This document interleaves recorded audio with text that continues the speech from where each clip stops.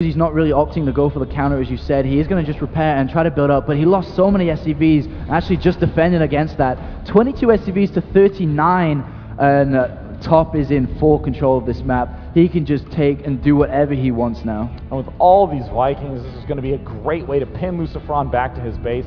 He can land these Vikings, he can scout, see what's coming out of all these structures, and pick anything off that gets out of the starport.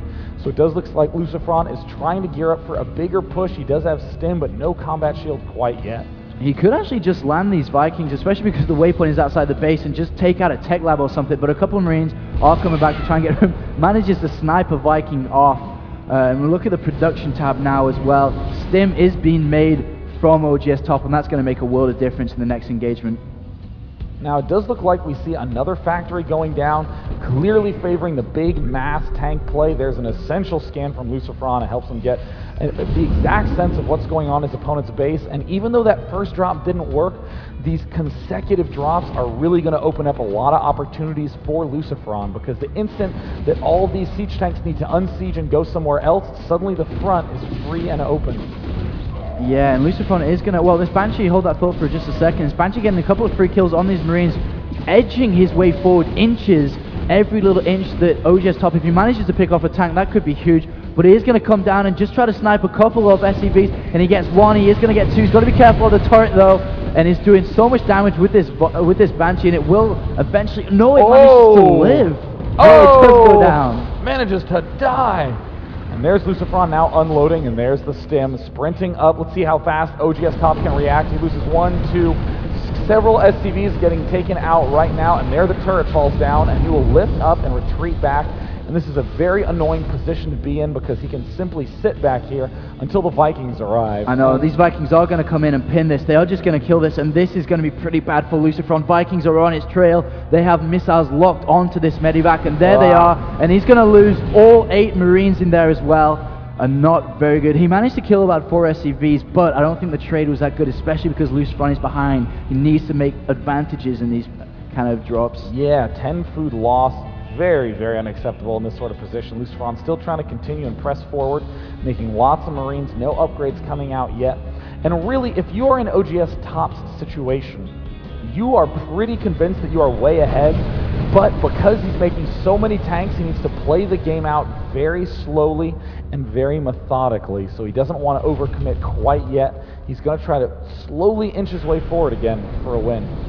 Yeah, and it looks like he might be able to just siege just outside this gold base and deny LucifroN from taking it, forcing LucifroN to go to the south position, sniping off a Viking. Very nice play by... Oh, is he going to just push this down and kind of tanking a lot of hits from these Vikings, not really doing anything, but here we are. It looks like this, he can just sit here. This is what I was talking about before about position on this map, is when you move down to these locations, you can just sit outside your opponent's base and make a world of trouble for him. Absolutely. I mean, it's already completely shuts down in Expo for LucifroN, and it looks like LucifroN was trying to get into a good position, but Top is doing a slightly better job keeping all of his units packed nice and tight and close together. There's the cloak from LucifroN. It does end up losing that Banshee, and the real danger is that this third command center has just finished. Yeah, and we look at the food count, 153 to 102, and it looks like these siege tanks are in range of it. The Raven helping out, but oh, once again, these siege tanks at the front for OgSTop managed to survive, whittling down the siege tank count. And the Banshee's here as well. He may be able to pick someone up. He's going to move back as there is stim on these Marines.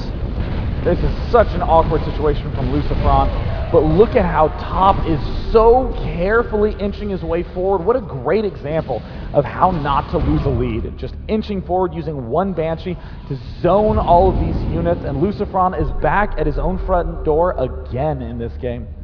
Yeah, and it looks like LucifroN is going to do another drop, but OgSTop is going to move in for the kill now. Going to be able to seize onto this command center. It looks like LucifroN needs to do this. SCVs are going. Oh no, getting completely surrounded. The forces of LucifroN have fallen.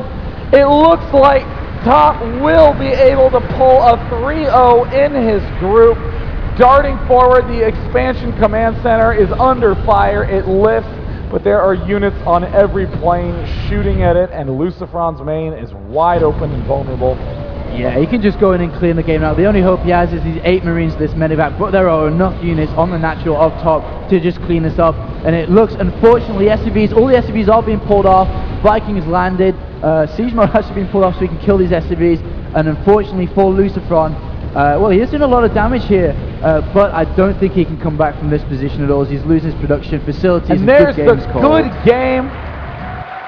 Top with a very confident 3-0 in his group. And LucifroN getting eliminated. Getting eliminated. An unreal result. That is shocking to me, to be entirely honest, because that means that the first place player from Group B is OgSTop. Give a cheer for your winner, OgSTop. And second place, which is, looking at the group stages I've got written down here in my predictions, is not what I would have said, but second place does go to Action Jesus. Give a cheer for the random players in this tournament. Action Jesus pulling a miracle.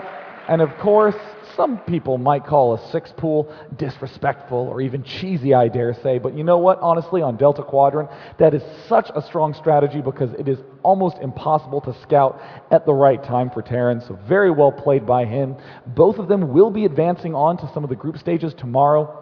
Now, I did want to state that even though we are done with matches today, for any of you who are curious of when the action will start back up, we'll be in Hall C bright and early at 9 a.m. at the Day 9 booth. Ooh, it looks so good. It's such a cool booth. There's a light there and it's green. It's green. Yeah. We like glow like the Hulk. We're sitting there casting. If we get angry, we like look like the Hulk and get. And we're casting for 3 hours tomorrow morning, and then 3 hours in the afternoon, and then like 6 hours in the evening. So no matter what, just look around and you'll find more StarCraft 2 tournament action.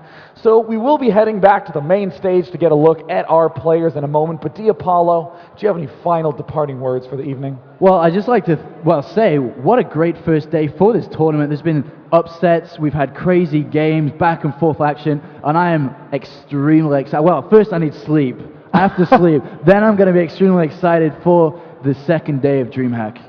And indeed, for any of you who are curious about results, just go to DreamHack.se to check it out. So without any further ado, let's take a look at what's going on down on the main stage.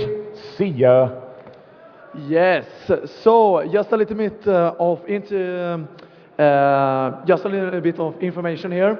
We're going to have the StarCraft 2 Cup tomorrow at 13:00. So it will start 3 hours.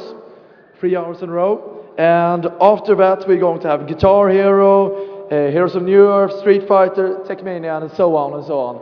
So come back tomorrow, and we're going to be extremely welcome here.